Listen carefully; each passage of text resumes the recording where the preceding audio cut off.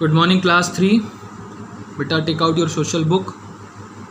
Open page number 41, lesson 6, India political divisions. ठीक, अभी तक आपने फिजिकल फीचर्स के बारे में पढ़ा था, पॉलिटिकल डिवीजन पढ़ोगे.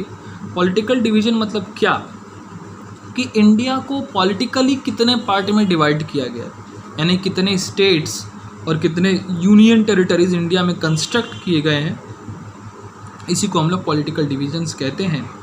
पहली बात तो जान जाइए इंडिया पड़ता कहाँ है. तो इंडिया आपका जो है वो एशिया में आता है. एशिया एक सबसे बड़ा कॉन्टिनेंट है जिसमें कि इंडिया एक कंट्री है जो कि 7th लार्जेस्ट कंट्री है पूरे वर्ल्ड की.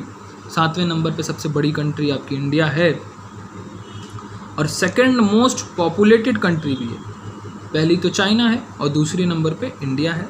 ठीक, इसका मतलब क्या कि बहुत सारे लोग इंडिया में रहते हैं. ठीक, जैसे जम्मू कश्मीर से लेके कन्याकुमारी तक, तमिलनाडु, गुजरात, कर्नाटका, आंध्र प्रदेश, बहुत सारे लोग रहते हैं इंडिया में. ठीक, अब इंडियाज़ नेबर्स के बारे में अगर हम बात करें तो देखिए क्या दिया है इंडियाज़ नेबर्स में. इंडिया की कुछ नेबरिंग कंट्रीज़ हैं. सबसे हमारी पड़ोसी कंट्री कौन सी है? पाकिस्तान है.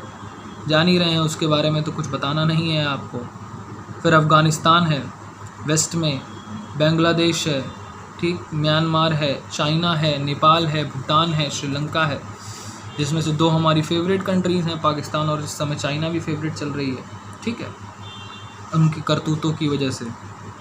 खैर, अब देखिए पॉलिटिकल डिवीजन्स की बात करें तो आपकी बुक में दिया है 29 स्टेट और 7 यूनियन टेरिटरीज़.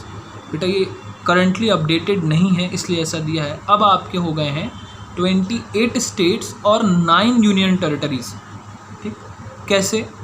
ऐसे कि जो लास्ट में अभी आपने जम्मू कश्मीर और लद्दाख देख रहे थे आप, ये पूरा एक था जम्मू कश्मीर और लद्दाख, मतलब लद्दाख जम्मू कश्मीर में ही पड़ता था, लेकिन अब इसको अलग अलग कर दिया गया है. जम्मू कश्मीर और लद्दाख दोनों को अलग अलग करके और दोनों को यूनियन टेरिटरी बना दिया गया है, संघ शासित राज्य जिसको हिंदी में कहते हैं.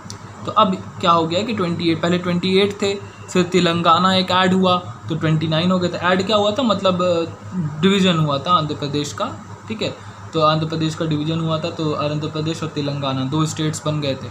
अब क्या हुआ कि जम्मू कश्मीर का भी डिवीज़न हो करके वो 2 स्टेट्स को हटा करके यूनियन टेरिटरीज बन गई, जम्मू कश्मीर और लद्दाख.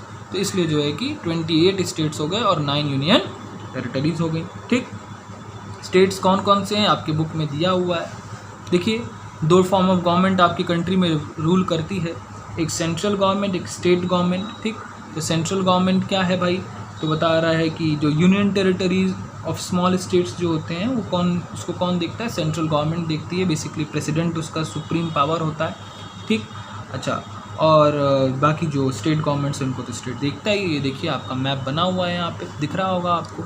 बगल में सारे आपको वो दिए गए हैं, क्या कहते हैं, स्टेट और उनके कैपिटल्स. ये आप याद कर लीजिएगा, इंपॉर्टेंट है, आ सकता है एग्ज़ाम में. ठीक है, सारे स्टेट्स और उसके कैपिटल्स देखिए, यूनियन टेरिटरीज और उसके कैपिटल भी दिए हुए हैं, सब दिया हुआ है. ठीक, अब 2 चीज़ें मैंने आपको बताया कि जैसे कि गवर्नमेंट आपकी 2 लेवल ऑफ गवर्नमेंट, यानी 3 लेवल है बेसिकली, 2 आप समझिए. एक सेंट्रल और स्टेट के बारे में बात करिए. सेंट्रल गवर्नमेंट क्या होती है, सेंट्रल गवर्नमेंट को हम यूनियन गवर्नमेंट के नाम से भी जानते हैं, जो कि दिल्ली में, मतलब कैपिटल ऑफ इंडिया दिल्ली है, तो वहाँ पे भाई पार्लियामेंट में वो लोग बैठते हैं, पार्लियामेंट में उनका ऑफिस वगैरह होता है. ठीक है, तो सेंट्रल गवर्नमेंट में कौन कौन होता है, प्रेसिडेंट होता है, प्राइम मिनिस्टर होता है और कैबिनेट मिनिस्टर्स होते हैं. ठीक, जो कि दिल्ली में रहते हैं और दिल्ली में रह करके हमारे पूरे देश को राज्य करते हैं, हमारे पूरे देश के रूल रेगुलेशंस को बनाते हैं और चलाते हैं. स्टेट गवर्नमेंट क्या होता है बेटा, स्टेट गवर्नमेंट जो कि स्टेट में रूल करता है. इंडिया बहुत बड़ी कंट्री है तो सिर्फ सेंट्रल में बैठ के रूल करना इतना आसान नहीं था, इसलिए जो है कि स्टेट भी अपॉइंट किया गया कि भाई स्टेट अलग अलग लोग करेंगे रूल, उसके बाद फिर पूरी कंट्री को भी एक मतलब अलग से रूल किया जाएगा, इसलिए डबल रूलिंग रहेगा. तो ईजिली हम जो है कि सारे मुद्दों पे शॉर्ट आउट कर लेंगे और सारी प्रॉब्लम्स हम ईजिली एग्जैजरेट कर लेंगे. इसीलिए जो है कि स्टेट का भी डिवीज़न किया गया. और देखिए स्टेट में कौन कौन होता है, हेड गवर्नर होते हैं, चीफ मिनिस्टर होते हैं, अदर मिनिस्टर्स भी होते हैं, स्टेट मिनिस्टर्स हेड होते हैं. ठीक है, जैसा सेंट्रल में चलता है वैसा ही स्टेट में भी रूल चलता है, कोई डिफरेंस नहीं होता, बस लेवल का डिफरेंस होता है. वो गवर्नमेंट सेंट्रल लेवल पे होती है, स्टेट लेवल पे होती है. ठीक, और यूनियन टेरिटरीज उनके बारे में मैंने बता ही दिया कि उसको कौन रूल करता है, उसको सेंट्रल ही रूल करती है. ओके, क्लियर है. समझ में आ गई बात आपको?